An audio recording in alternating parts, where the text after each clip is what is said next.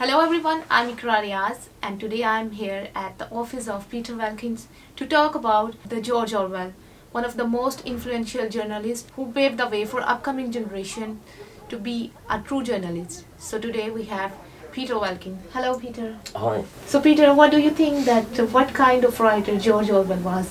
Orwell was an iconoclastic writer, I think. He always sought to challenge powerful institutions and conventional ways of thinking.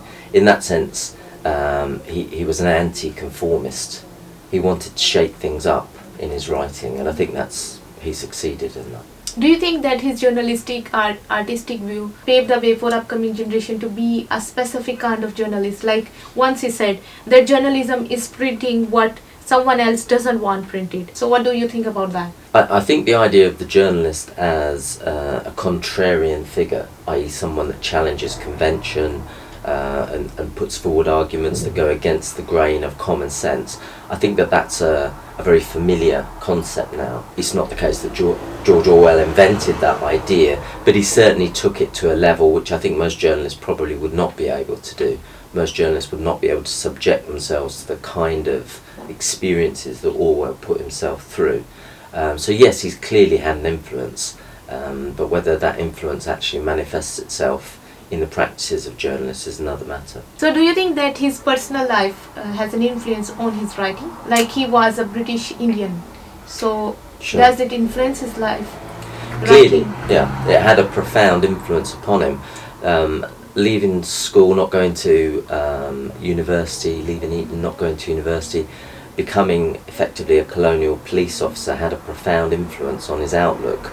Hence, Orwell ends up as a very fierce critic of colonialism and one of the great crimes of the 19th, 20th century. And in particular in his writing he focuses on the impact of colonialism on both the colonizer and the colonized, and you can see that in some of his classic early pieces of writing in which he's situating himself in the experiences he's describing. Do you think that his writing depicted the political culture of that time when he was suffering or when he was a journalist?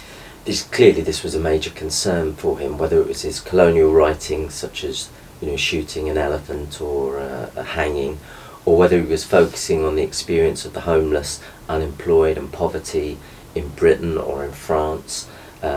Clearly he was trying to gain experience which would enable him to convey to the reader the grim nature. So thank you so much for your time. No, not at all, my pleasure. Thank you.